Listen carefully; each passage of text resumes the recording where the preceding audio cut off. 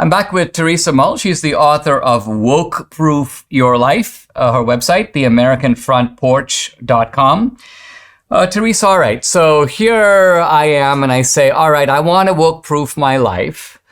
But here's my problem. If there was a shampoo company that has the rainbow flag and there's another shampoo company that doesn't, I go, okay, maybe I'll get that shampoo. However, what happens when you find that all the shampoo companies or all the banks are kind of doing the same thing?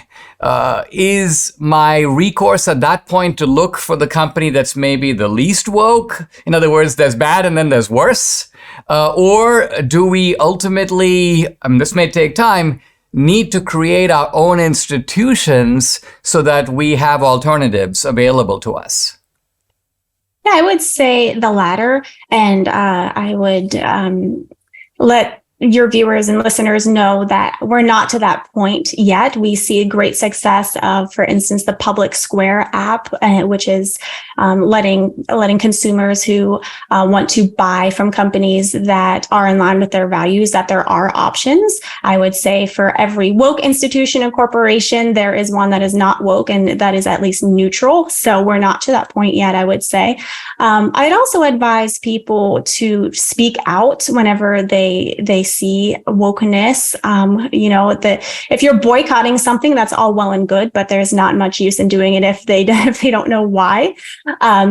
And so sometimes I would say also you do have to do without, if it's not, I would say that, if there's something that maybe you don't really need. We live in a very rich society, of course, and there's plenty of cool stuff to be had. And I think we've kind of fallen into this great consumeristic kind of attitude and mindset where we just kind of buy things and don't really think much about it. But now that wokeness is rearing its ugly head, that you do have to be more of a conscientious consumer. And sometimes you do have to do things yourself, make things yourself, or find an alternative. And I have a big section in the book about how to do that and how rewarding it can be. I'm a big proponent of people having gardens and all of the not just nutritional benefits that come from that, but that's something simple that you can do that gets you outside. It gets you away from the woke propaganda that is so prevalent on your screens and all around you. So spending time in nature, doing something like that, building your self-sufficiency is a way that you can avoid coercion. You can repurpose something. You can go to an antique store. I would say that there's always an alternative to wokeness. You just might have to be a little more creative in how you go about finding it. But as I said, there's great reward in that. And you will likely come across other like-minded people and build a network and a community that's really strong that way whenever you're pursuing non-woke alternatives.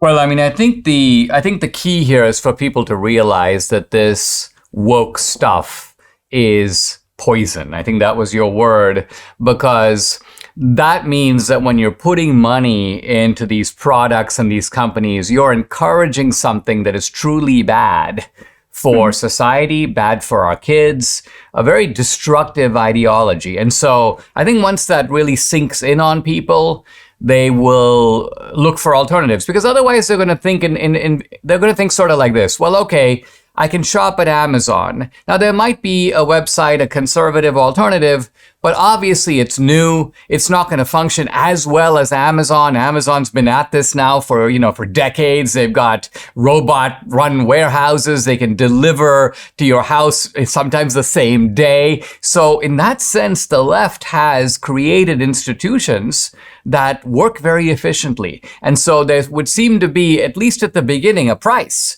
I can buy my book somewhere else, but it's gonna maybe take me a week to get the book that I want. And what you're saying is that's okay. People should come to terms with the fact that, listen, this inconvenience to you is worth it, because otherwise the alternative is you're bankrolling something that is the very destruction of our society. Absolutely. And I ask people to think about, what is the purpose of your life? That's something that I think so many people have lost sight of. Whenever you're on your deathbed, are you going to be saying, oh man, I'm so glad I got all this really cool, cheap stuff from Amazon and it arrived the same day? Or are you going to be looking back and saying, what kind of life did I leave for my family? What kind of society did I help to promote? And yes, you might have to wait a couple extra days, but maybe you could head down to the local hardware store, get dressed, go have a conversation, make a new friend, learn something new about the world and interact with someone, give somebody in your own hometown who you see every day a job. We're missing out on so much of that because we, understandably, but we crave convenience so much and comfort, and we don't want to have to go drive a couple miles down the road. We don't want to have to go outside. We don't want to have to do all this stuff. But at the end of the day, as you said, is it really worth it to bankroll a company that hates you, that is ultimately destroying the society that you love and the country that you love? Just so that you could save a few bucks and maybe get something a couple of days sooner. We 10 or 20 years ago, we lived the way that I'm describing in Woke Proof, and everybody was fine and actually happier. Our anxiety and depression has skyrocketed since then. So as nice as Amazon can be, it's really not in the long term really benefiting us. Teresa, this is really good stuff. Guys, you need to check out the book. It's Woke Proof Your Life. The author, Teresa Mull. Her website, theamericanfrontporch.com. Teresa, thanks so much for joining me. It was a pleasure. Thank you.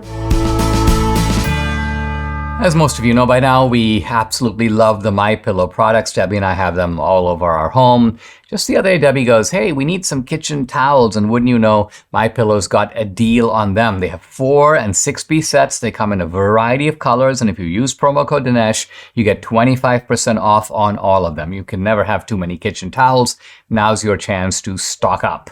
Just go to MyPillow.com, use promo code Dinesh. You get 25% off the MyPillow kitchen towels. Also, remember, all the other products are on sale, up to 80% off. Enter promo code Dinesh or call the number, 800-876-0227 for this incredible offer. Again, the number to call, 800-876-0227, or just go to MyPillow.com. Don't forget to use the promo code DINESH, Dinesh.